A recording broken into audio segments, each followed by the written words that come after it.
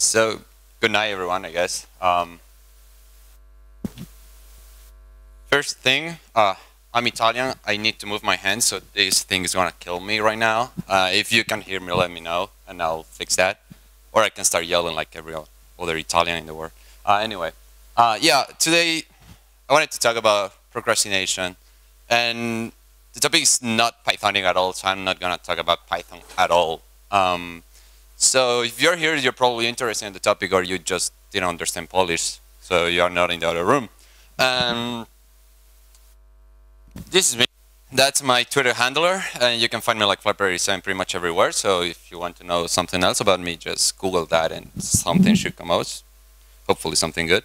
I work for Red Hat, full-time on OpenStack, upstream.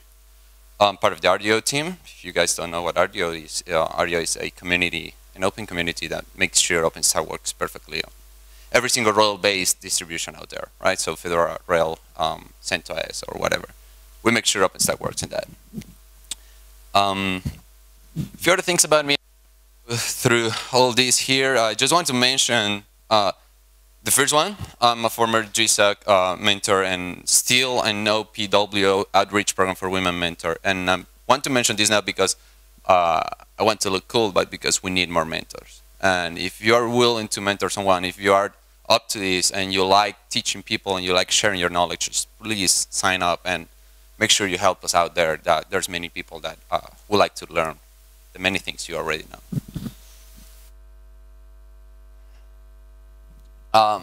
So there's not even an outline. Like, how would you make an outline about procrastination? Like, what would you talk about? Since there's not an outline, like, I have no idea. Like, when I say I'm gonna talk about this stuff that I do much, which is procrastinate, I said, like, how should I start? Like, should I introduce people to what procrastination is? Like, should I teach people how to procrastinate? Like, this is how you do it the right way. So I said, like, I can say bad words here. Like I said, F word, like it. I'm just gonna talk about procrastination. I'm just gonna talk like the way I used to work, like what my life has become since I joined Red Hat. Basically, I've been in Red Hat for at least 2 years, or almost 2 years, I should say. I joined Red Hat as a remote developer, and I used to go to the office every single day, and like every other Italian, we were very friendly, and we like to talk to people, and we like to crew around us, and yeah, someone that's right next to you that you can talk to, you can tease him or her, and like that's the way you make time fly. And I was like, I would like to go and work remotely. Like I've heard many good things about it, but I don't know anything about it, so this is gonna be a whole new experience to me, and we'll figure something out. That was my exact thought when I joined Red Hat. And see, this is my only hand moving right now. Like, I cannot move this one here. But there's so I thought, like, I'll probably tell people something I didn't know when I started working remotely. And it's like, what do you get from it? Like, when you start working remotely for a company, what's your win? What do you get out of it? Like, what are your benefits? The first things that you say, like, ha, I got this because I'm working remotely. Like, I don't have an office. I don't have like a real scheduled time. Like, I'm fed up of 9 to 5 p.m. And one thing that you get from working remotely is more time, right?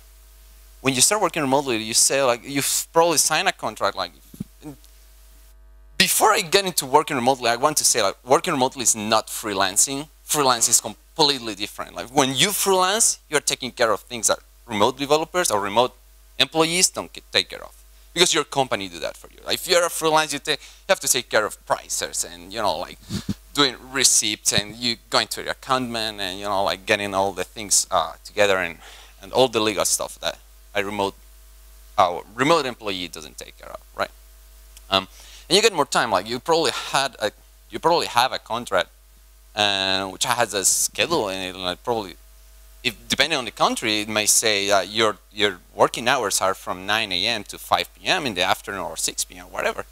But that's just legal, like, you're working remotely. You can manage your time as you wish. You can wake up when you want. You can go to sleep whenever you want, and you have to arrange it pretty much, like fit all the schedules. And and due dates and deadlines that you have to accomplish and that kind of things, right?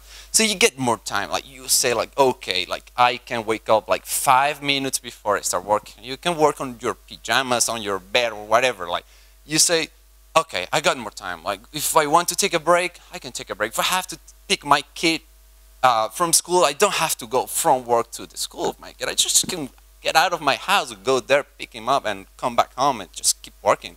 You know, like you have more time in your hand. You don't waste time commuting to your office, right? But you also get more work.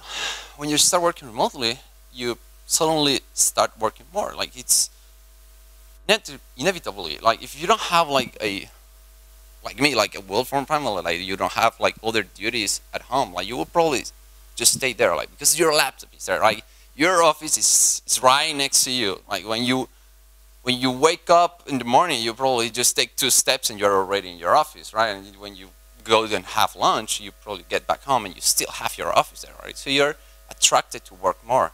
You get more work, and you keep working and keep working and keep working, and you start working more than what you should be working, right?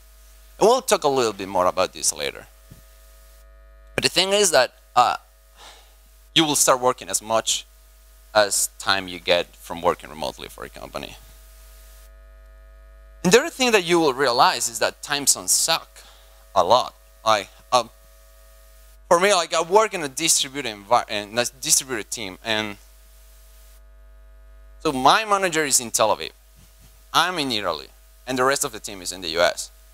Thankfully enough, they are in the East Coast, so we have fewer hours between us, but they're all there. Like they just, it's kind of impossible to talk to them unless you stay very late at night, right? Or you wake up like, or they stay very, very late at night. It's like, okay, yeah, it's impossible to think about it. But anyway, time zones suck a lot. Like I wouldn't imagine like living in the US, like they have a whole bunch of other time zones within the same country, which is even crazier. But you start having this love and hate relationship with time zones. Like you wake up and you say, like, I don't have a team. Like, team is in the US. Who am I going to talk to? Like I'm online and I'm the only guy in the IRC channel, and like I'm talking to myself there. Like I'm sending my message and pinging myself in that channel. Then you start loving them, and you say like, but wait a minute, like these guys here, they're waiting for me to do something, and I'm supposed to, so my deadline is tomorrow, but tomorrow when I wake up, they're still asleep. So my tomorrow starts before theirs, right? So I can just wake up and start doing the stuff I have to do in the morning, and I say, I got this, like I'm gonna do everything, and then when they wake up, I will have everything ready, and then you say like, I like this, right? Like I hate time zones, but I still love them somehow. And you start doing all these tricks and stuff. Like you have your really weird calendar. Like say, okay, at this time they should be waking up. I should probably have this ready here and then. But now I have to go to sleep. So these guys probably are busy enough to, you know, do stuff until tomorrow that I will wake up and I will do other things, right? So you start using that in your advantage, right? You start using it intelligently. The other thing you will, oh, sorry, did I hear something? No, okay. The other thing you will realize is that it is true that you have an office in your place, but that's not officially your office. This could be your office, or put here whatever picture you want, but this is home. I live there. And when I'm tired of looking at, you know, like my doors, windows, or whatever, I just pack everything, go to the lake, and sit down there and work the whole day there. It doesn't have to be a lake. It could be a mountain. It can be, I don't know, beaches, like whatever you want. But you can make your office whatever you want. Like you can go to the places you like to be, and you can sit there, assuming there's internet access, obviously. And it's not you're screwed if there is not. You can make every single place your working space, your working environment. And the important thing about this is not like, it's not saying like, look, I live in a very cool city. It's saying like, gosh, I feel good. Like I'm working and I feel good. I love this view. I love the feeling of being sitting here, looking at people walking around, and I'm just sitting here and I'm working. Like people might think you are a tourist and you are just like procrastinating, which you probably are. But anyway, like, you're still there, like, you're having fun, like, you're coding and whatever you're doing. You know, like, you can make your office the best place to work from.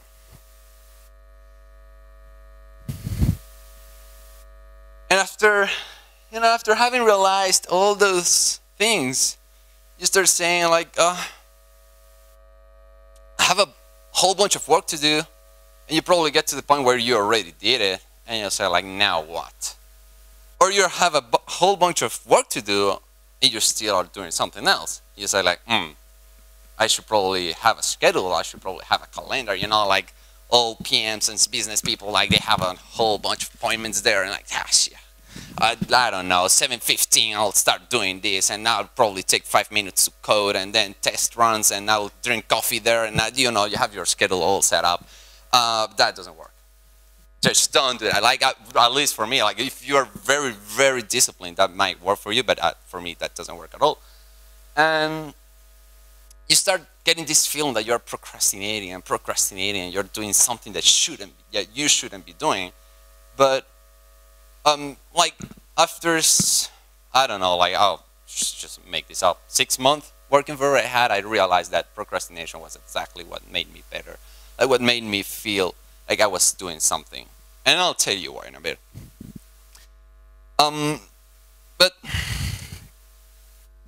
procrastination is, let's start by defining what procrastination is, right? Like, procrastination is it's being conceived as a very bad thing. Procrastination, the definition of procrastination, if you go to Wikipedia, is basically you're doing something you shouldn't be doing, right? Like, you're supposed to do something now because you have a deadline or whatever, and you're doing something else. Like, it's pretty much like doing tomorrow what you could be doing today, right? So, like, the inverse.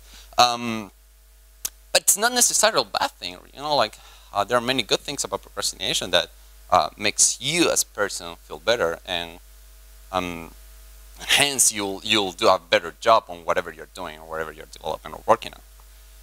The important thing is what you are doing while you're procrastinating. Like, if you're procrastinating and the only thing you do is going to Hacker News, like, at least in my opinion, you're doing it wrong. Like, seriously, like, Hacker News, for me, it's a personal opinion, you can think what you want, but for me, Hacker News is like Jersey Shore for hackers. Like, you don't find anything useful in there. You just go there, there's a whole bunch of people talking about other people, and then you find a link that might seem interesting, and you start reading comments. Just like people talking bad things about other people, and they're just gossip around there. It's just gossip. Like, this company did that, and the other company did that, and this developer did other things, right? So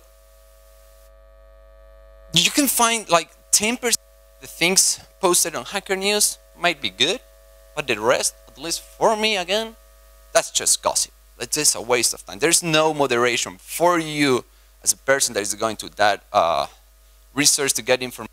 There's no moderation, right? I would recommend probably something different, like going to Reddit. Because why Reddit? Right? Because on Reddit you have topics.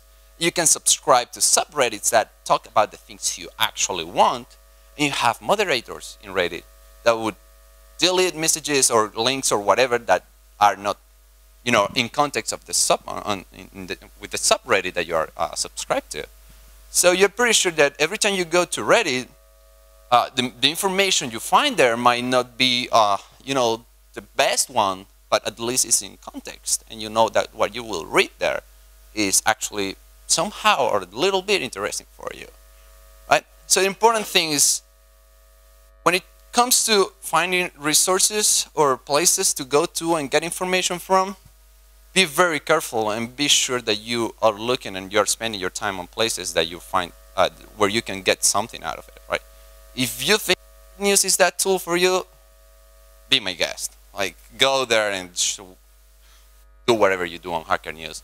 But the important thing is that you are sure that these resources, these websites or blogs or blog rolls, planets, whatever you go to and read information and keep yourself updated with, make sure those places have enough information for you and you're getting something out of them.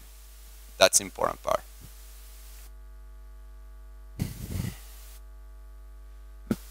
And again, I'm Italian.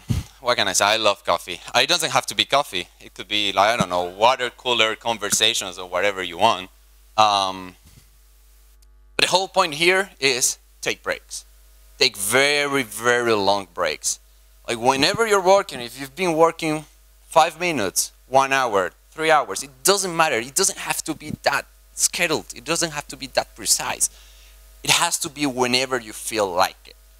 If you're working on something and you've been 5 minutes brainstorming on something and you feel your brain is tired, just get up, go outside, take coffee, drink water, take a walk. Like, say hi to your wife, friend, whatever, mom, whatever you want to do, but take long breaks. Take your time, relax, make sure you're not thinking about whatever you were doing before, because that will help you. That will help you on relaxing your brain. That will help you on settling down a little bit and refreshing your ideas and looking and changing your perspective. Like looking at other things that might help you actually to solve whatever you were doing when you get back to it. So take long breaks. By the way, you'll notice at the end of this talk you will probably work like 1 hour per day and then procrastinate the rest of the day. But take long breaks. That's good. Like I wouldn't believe it. Like, so when I started working remotely, this was probably one of my biggest worries. Like, I love coffee, and I used to spend a lot of time in front of the coffee machines with my other colleagues, and I said, like, who am I gonna talk to? Like, I'm gonna be at home. Like, and I ended up talking to me. Like, I have conversations with myself, and I swear you don't want to know what I'm talking about. Like, but then I found myself like with my cup of coffee, like, I don't know, looking outside the mountains of whatever I have around at the moment. But it's me with myself talking about whatever. If I have someone else, if I'm at the lake, I would probably just jump into someone and say like, hey, how are you doing? Like, talk to me a little bit, like a bartender or whatever. It depends on where I am. But take on breaks, talk to people, drink coffee, drink water, tea, whatever you like. But make sure you unplug yourself from whatever you're doing and that you are relaxing your brain, relaxing your mind, and then you can get fresher ideas about whatever you were doing, right? But important things is that you are not thinking about whatever you were doing before. You can read this in many psychology books or blog posts or whatever, but you don't realize how important it is until you start doing it, actually, right? And another, I think, a good way to spend your time and procrastinate a little bit is writing blog posts. Like, share your ideas, share all the information, all the things you have in your brain. And some people might say, this is not procrastinating, this is actually work. Well, if that's your work, good for you. That's not my work. My work is code and produce something. For me, this is a good way to procrastinate and still do something that is useful for others and for myself. Writing blog posts, that's hard. Like, writing code is easy. Writing blog posts, that's hard. Getting it right, like having that kind of, you know, smooth introduction into topics and then going into hardcore topics and then outside of them, like conclusions that you, at the end when you read the post, you say like, oh, wow, I got something out of it. And that's hard. And the more you do it, the better you get at it, right? And so you're improving yourself and you're still sharing your knowledge. You're helping others in getting the same information you have in your brain. So you're sharing whatever you're doing. Hey, I did this and I think it's really cool and I think you can get a lot out of it. So here's a blog post and this is something I love and I want you to love it as well. So I'll do my best to explain it to you. So spend time there. The other thing that you will learn once you're, well, you probably should know this already if you're working even in an office, but so for me, like when I was working in an office, I used to have a program manager, product manager, whatever, I don't remember his title, but he used to do all the scheduling and prioritization of things for me. We would just have like a meeting per week or something. He would say like, okay, this is what we have to do. Top priorities A, B, C. You can leave all the rest out. Focus on these. I was like, sure, why not? Like, I get all my stuff, go to my desk and code. But then I started working remotely. When I joined, the only thing I got was, like, I still have a manager. I still talk to him I still talk to him. I still talk to him, but the only thing I got was a link to Bugzilla, and it was like, "This is your priority, like figure it out." I was like, "Wait a minute!" And he started like the day after I joined, I saw a bunch of bugs assigned to me, like, "Dang, dang, dang, dang! This bug was assigned to you, and you have to work on this, this, this." I had a whole bunch of bugs. All looked the same to me. And I was like, now what? Like, what? Which one should I fix first? Where should I start from? You know, like, how? Like, I have no, you know, like, I'm an upstream developer, so I take care of upstream, right? So I don't have, like, a huge visibility of what's needed. So I have to, like, synchronize myself with whatever we were doing upstream and whatever is needed from the Bugzilla and the bugs we have on upstream on Launchpad and whatever blueprints and new features we were working on. And then I realized, like, okay, back in my days going to the office, this guy here actually helped because he prioritized it for me. Now I have to do that. So you learn how to have more, like, you learn how to start thinking a little bit out of the box from what being a developer is. You start looking at things from a customer perspective. You start thinking about things from a user perspective. You start thinking about things from a developer's perspective, DevOps, everything. You have to keep everything covered. So you have to make sure that the bugs you have, you fix them because you want to make users' life easier, you want to make customers' life easier, and then you start prioritizing. Like, if there's a CVE in security bug, like, you obviously prioritize that one. Like, but if you have something else, like some other bugs that are just like, I don't know, customer requests or vendors or whatever, you start thinking about it and you say, like, okay, I have to learn how to prioritize all these things. I haven't figured it out yet, really. Like, my prioritization, like my algorithm here is wake up every morning and figure it out every single day. And I will wake up and look at my bugs and the other things I have to do and say, like, oh, okay, I will start from here today because I think this is important. And things happen and things change very quickly when you start working upstream with some moving targets and that move actually very fast, and you have to, like, keep track of everything. So for me, there's no solution, there's no you know, silver bullet to actually prioritize all the things I have to work on. But if you find something that is important for you and you find a tool or a way to prioritize things, stick to that. If that works for you, that's okay. But the important thing is that you know that it's all about prioritization. When you work remotely, you don't have one in front of you watching you working, so you don't have any way to actually show yourself and say, like, I'm working, I'm doing stuff, right? You have to figure a way to keep doing things and still being spotted when you know, when there are, like, performance checks and evaluations and all that kind of things. Not all guides are meant for you. Like I said, like, when I started working remotely, I had no idea what that, like, what working remotely meant, and I started reading books and blogs online and posts, and I said, like, okay, somebody please explain it to me. Like, how is it? How does it work? I read a whole bunch of things. I learned a lot of things. Not all the guides I read were good, or probably they just didn't work for me, but they might work for you. So my advice is, if you are looking forward to work remotely or you work remotely, just Google. There's nothing wrong. Like, you have to learn how to do it. It's not like you don't start working remotely and you suddenly know how to do it. You keep improving your.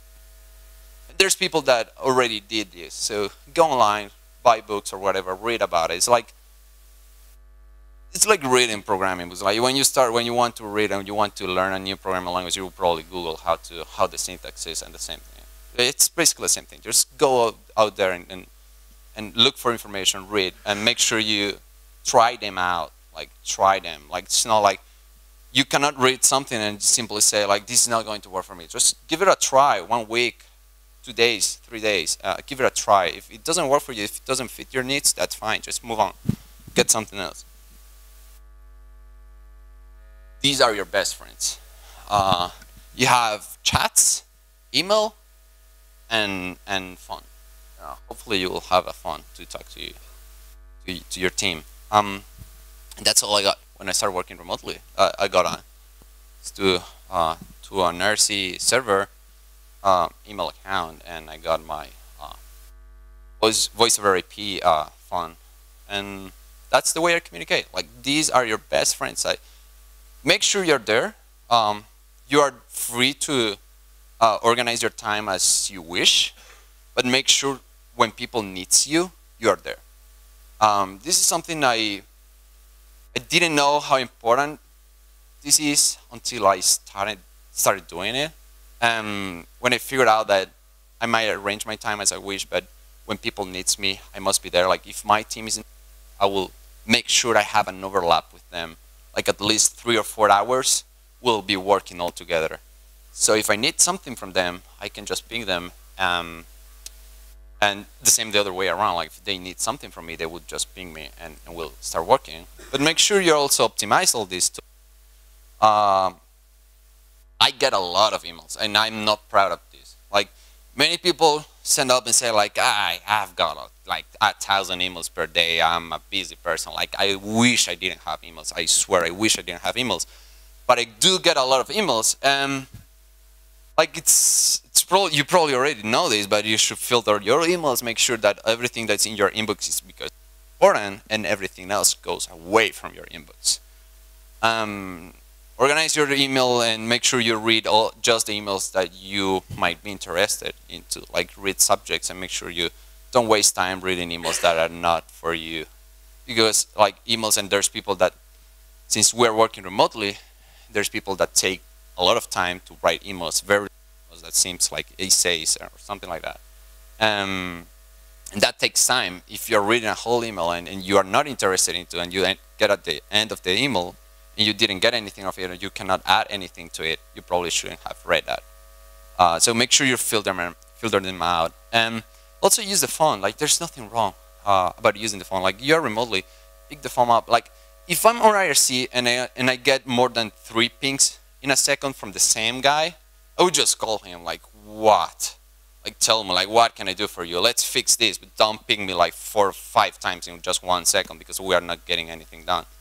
And that's the easiest way. Like, you just talk to that person and you say, like, okay, let's work together. What do you need? What can I do for you? And you will just solve it. Like, if that person is not from your company, just use, I don't know, Google Hangout or whatever, Skype or whatever works for you. But there's nothing wrong. Just tell the person, like, can we just talk on the phone or Skype or whatever? Like, we'll fix this. I mean, we'll get over it quickly. Way quicker than on IRC, right? Because typing takes time, especially if you're not, like, depends on the language you're typing, but if it is not your mother language, it will take you more time. But anyway, these are your best friends. You have to get used to them, get the best tools. Your email client has to be the best one for you. RC client has to be the best one for you, and phones or whatever. You make sure it all works.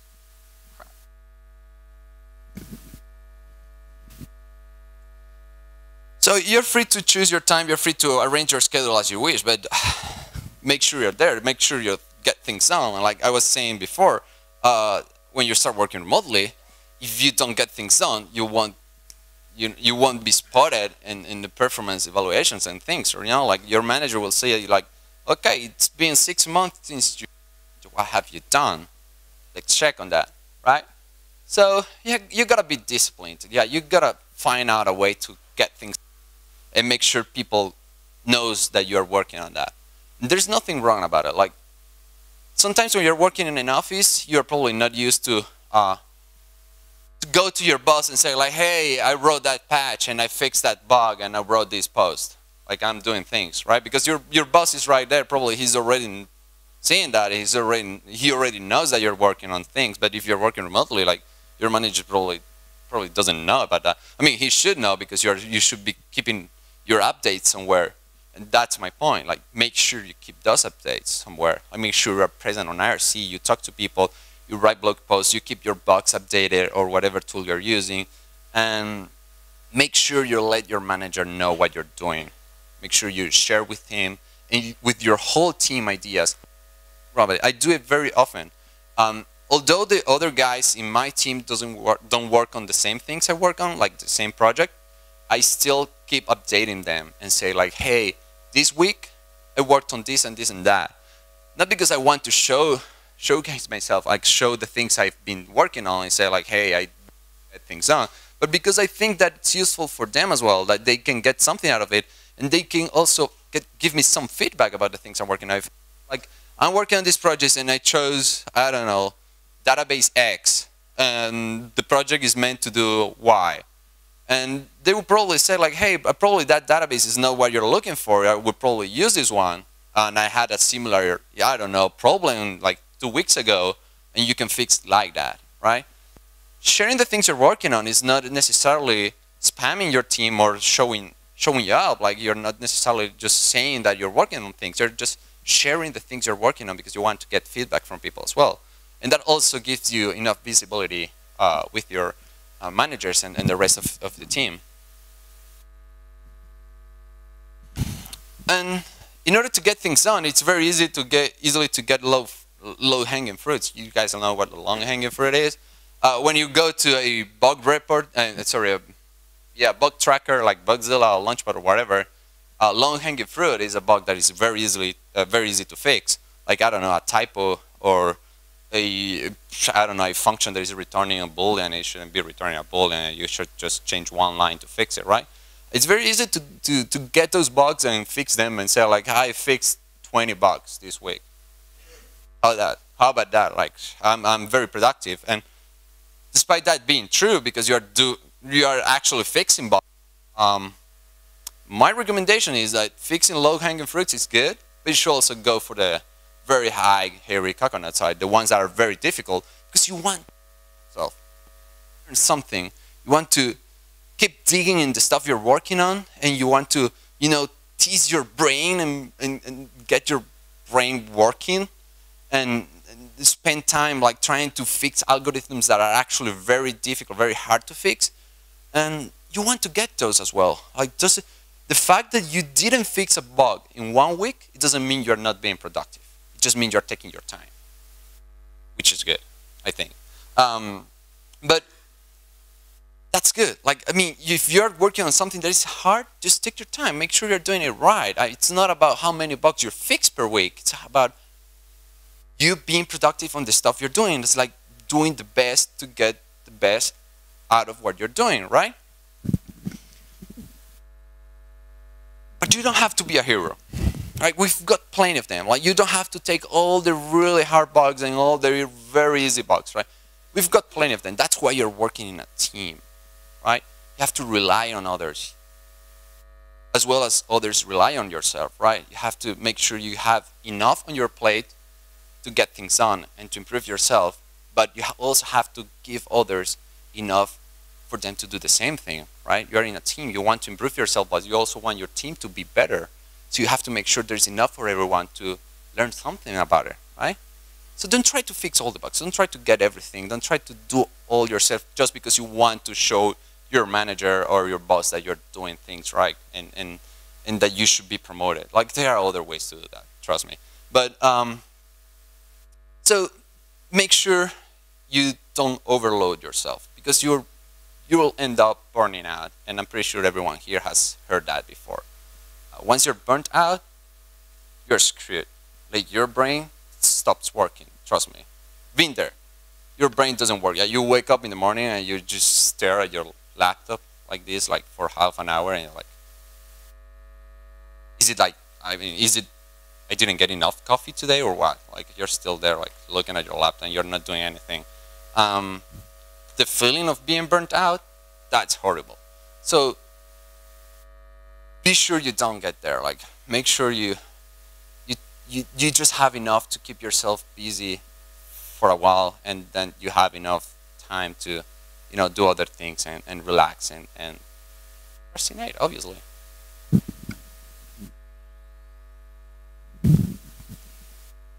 To do that, you have to have big goals. For me, a big goal is also in OpenStack, we have a 6-month base release cycle. And I have several set of big goals. There are my big goals upstream, like in the project I'm working on. There are my big goals, my personal big goals for career and the things I want to, I want for myself, and the big goals I have for the company I work for, right? Like the things I want to get done for the company because I think it is important for the company, and I think it will make our company better, right? Just make sure you have big goals. But you have to have small steps, right, to get there. Like you have a big goal. Like my big goal is, I don't know, becoming a senior developer or whatever. Right? And to do that, in my company, the company I work for, you need to be doing X, Y, and Z, and you need to improve yourself on these areas and show that you're capable of doing X and Y, right? So you have to get your big goal straight, and you have to make sure you have your big goal clear. And you will start working on small steps to get there. Small steps is probably the most important piece of reaching that big goal. It's not because you have to have an outline of where you're going, of what you have to do.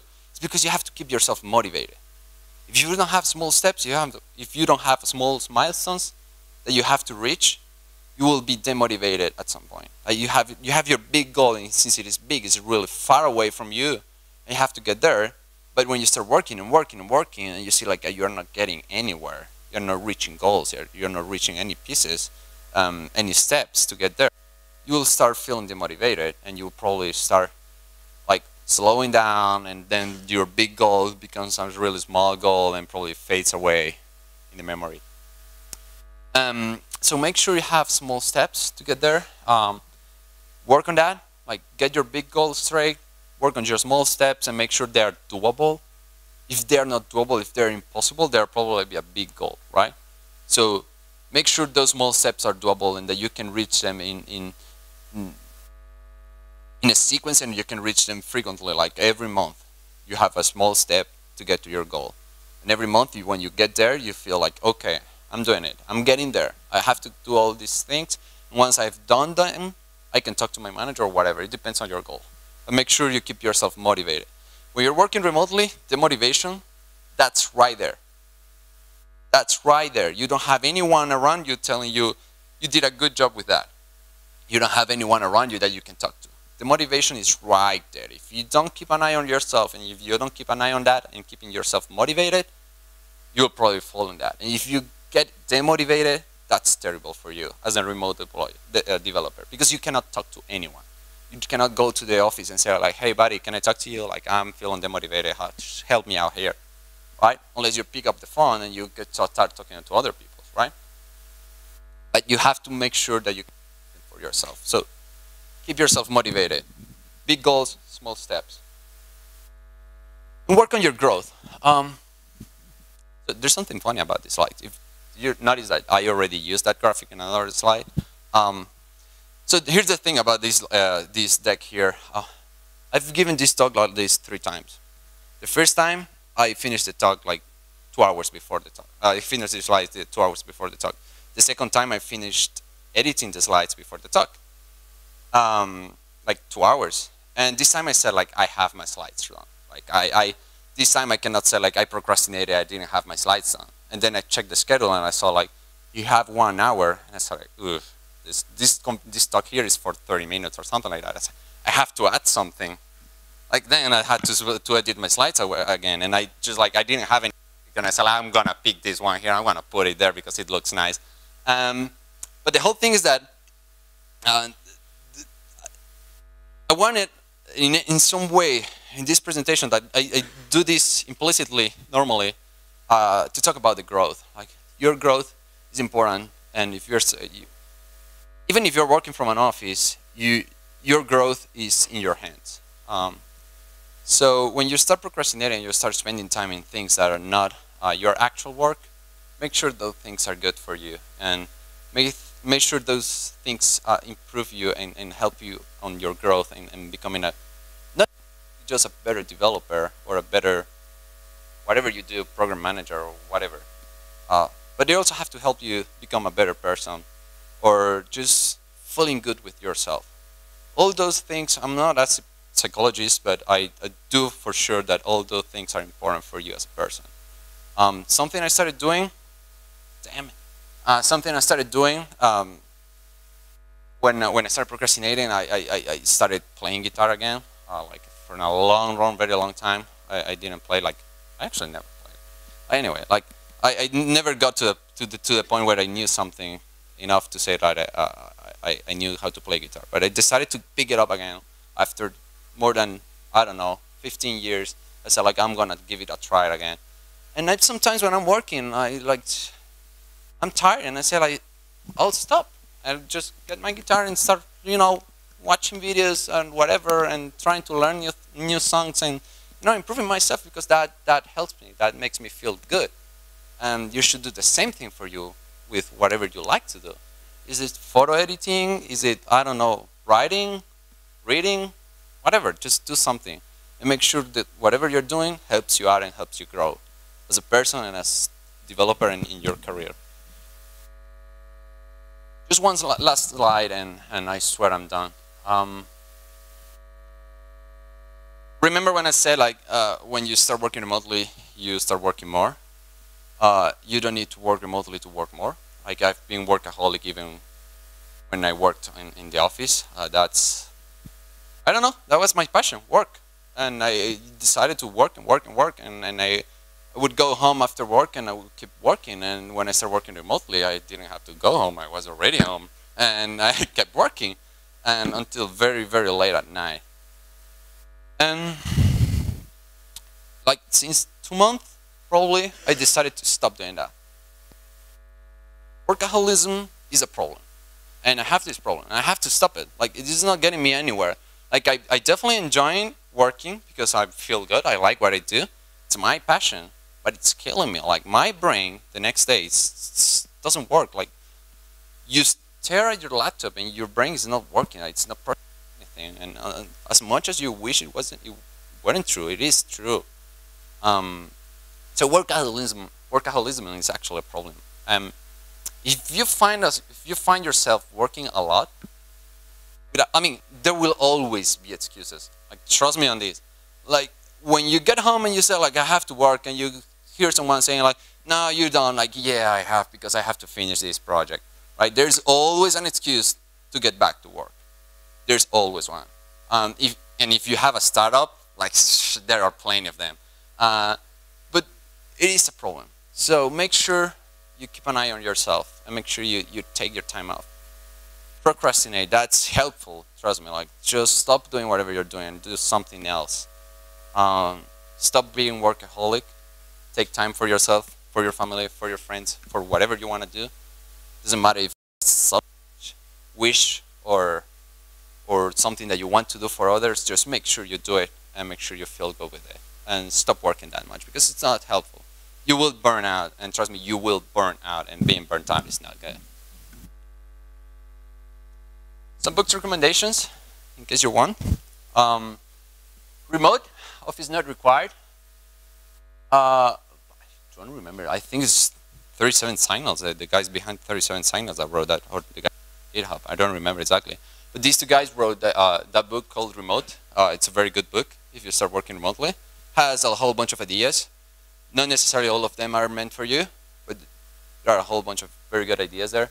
Rework is more for startups and some real life examples of failures and stuff, but it also have some highlights that help a lot when you don't have an office to work from, right? When you're a startup, you probably don't have an office until you get some money. It has some very good highlights there, very good points that you might find useful. Leaders Eat Last Deluxe is a very good book about leadership. It works, I mean, mentions some things about working remotely, but it's mostly about leadership. So if you are into helping others, if you are into using your spare time or your procrastination time into helping others and mentoring people and sharing your knowledge, and make sure you can build a team that is strong and you can lead your project to some other areas. This book is definitely good. I would recommend it. The last one, this was a gift actually. Somebody, one of my mentees gave it to me on the Kindle. And it's called, it has a very cheesy name, like Before Happiness, 5 Actionable Strategies to, it's actually 2, not T, create a positive path to success. Like I said, it has a really, really cheesy name, but TLDR of the book, happy. To be happy, you have to do things that actually make you happy, right? And then we go again to procrastinate. When you procrastinate, you're doing things that make you happy. So this book here, it's not about working remotely, but keeping yourself motivated and happy, and make sure that whatever you're doing, you're feeling good doing it. And that's it, guys. That's all I have for now. Thank you.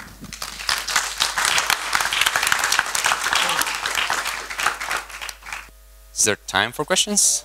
One or two questions. Stop procrastinating.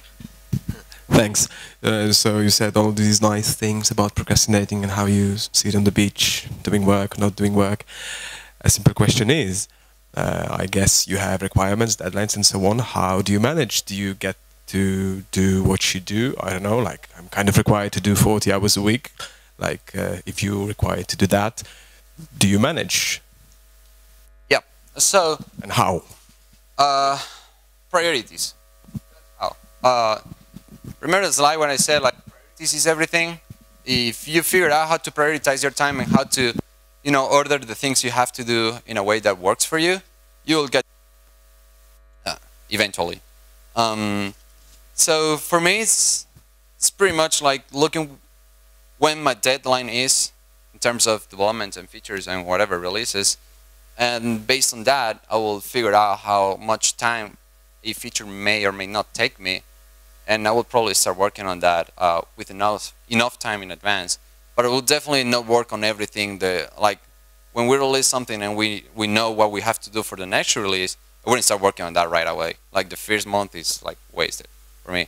But it's not because I don't want to get my things done. It's because of the way I organize my things that works for me, and that still gives me time to do other things that I love, like mentoring people and sharing things, and, you know, like working on with my team. So like I said, when I talked about the priorities, I don't think there's a silver bullet, right? Some people like agile development. Some people like having calendars full of events and stuff they have to do. I wake up every day and organize my day. That's what works for me. I wake up and I say like, okay, I have this whole bunch of things that I have to do.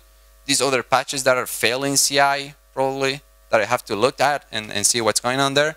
So I'll probably prioritize based on that. So like I said, the important thing is having enough information to know that you have gone through all the things possible and you pick the one that works for you. So read resources, books, things that give you information about how to prepare things, and pick the one that works for you. There's no silver bullet. It's like databases. Like there's no one database that works for everything, right, Hansa? And and you know, like have to pick the right tool to do the job you want to do. So that's probably my answer. I hope that helps somehow, because it's not a really precise answer. I'm not telling you do agile.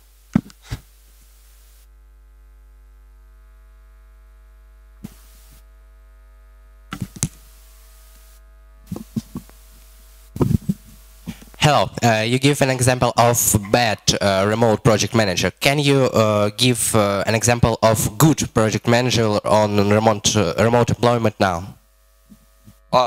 So, well, when did I give a bad example of remote management? When you said that bad project manager just give your tasks in Bugzilla or something similar, and what needs to be done by a good project manager? So that's a good point. So I don't think giving you a link to Bugzilla is actually a bad thing. It depends on you. Like for me, when I got that link to Bugzilla, I was stumped. Like I didn't know what to do with that. And then I figured it out and I started working on that. And then I found myself being more comfortable with that kind of working scenario, that telling me exactly what I have to do, because I can manage my time, right? So it really depends on you. If you're so for us, it works this way. If you need someone that is hand-holding you most of the time and telling you what you need to work on, you'll get it. Like, that's easy. If that's what worked for you, we'll make it work for you, right? But if you're the kind of person that prefers not being hand-holded and, you know, like being more free and have the liberty of choose the things you want to work on every day, you're free to do it as well. So it's not necessarily a bad management thing. It's most like what works for you as an employee, because you are the one that has to get things done. And I want, as a manager, I want to make sure you are able to do that, right? Yeah. I'm afraid we don't have time for more questions. Okay, so thank you, Flavio. Thanks. I can answer yours outside.